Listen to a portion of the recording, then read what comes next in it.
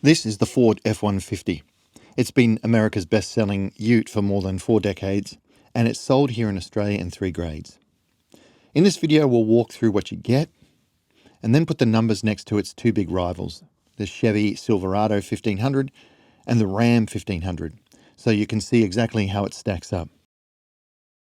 The Australian F-150 range is simple. 3 grades: XLT, Lariat and Platinum.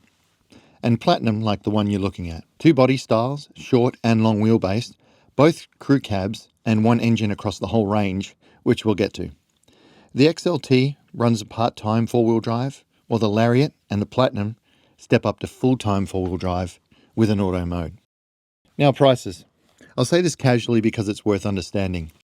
These are the estimated drive-away figures the Ford configurator gave me here in Adelaide at the time we filmed this, but put your own postcode in and they'll shift a bit, and manufacturers and dealers can change pricing and offers at any time after filming. So take this as basic lay of the land, not a quote.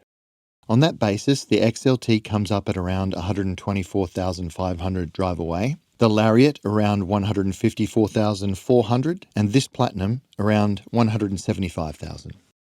Being the flagship, the Platinum gets its own look. Instead of chrome everywhere, it runs piano black grille, darkened pillars and blackout fender vents.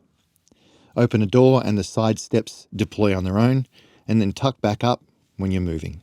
Around the back, the tailgate does something clever. As well as dropping normally, there's a swing door built into it, so you can get at the tub even with the trailer hitched. Under the tonneau, you get a full liner, tie-down points and power in the tub.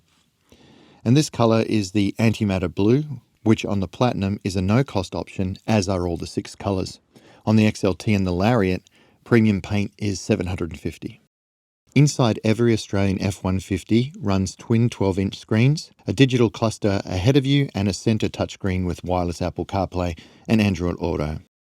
The 360-degree camera gives you a bird's-eye view of this very large vehicle, plus a dedicated hitch view for lining up a trailer on your own. And if reversing a trailer isn't your favourite job, there's a dial on the dash that steers the trailer for you. You just turn it the way you want the trailer to go. The front seats are leather accented, heated and ventilated, and they recline to nearly flat, which long-haul drivers appreciate at a rest stop. And here's a favourite. The gear selector folds down flat at the press of a button and the armrest opens out to a proper flat workstation. Laptop, paperwork, lunch, done. Every Australian F-150 runs the same engine, a 3.5 litre twin-turbo EcoBoost petrol V6, making 298 kilowatts and 678 newton metres through a 10-speed automatic. It tows 4,500 kilos braked across the range, carries a 136-litre fuel tank, and it runs on regular unleaded, which matters when you're filling 136 litres. Now, a twin-turbo 6 in a full-size American truck used to be controversial.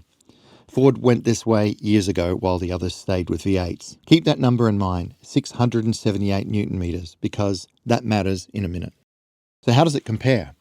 Let's do the numbers and we'll keep it factual. First, the engines. The Silverado 1500 runs a 6.2 litre V8, making 313 kilowatts and 624 newton metres. The Ram 1500 has mostly moved on from the V8. Most grades here run a 3 litre twin-turbo straight 6, making 313 kilowatts and 635 newton metres. There's still a V8 Bighorn in Ram showrooms, but its 5.7 litre makes 291 kilowatts and 556 newton metres, which is the least of any engine that we're talking about today. So that twin-turbo path Ford took all these years ago, Ram's core range now has followed it.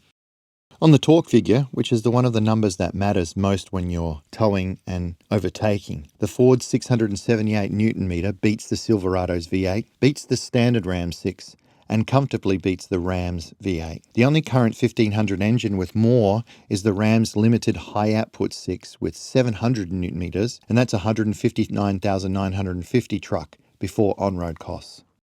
Gearing. The Ford runs a 10-speed automatic, the same as the Silverado. The Ram runs an 8-speed. Towing. The F-150, the Silverado, and most Ram 1500s are rated to 4,500 kilos braked, though the Ram Limited drops to 4,200 with its air suspension. Fuel. The F-150 carries a 136-litre tank on a regular unleaded, the Silverado carries 91 litres, and the Ram Laramie 98.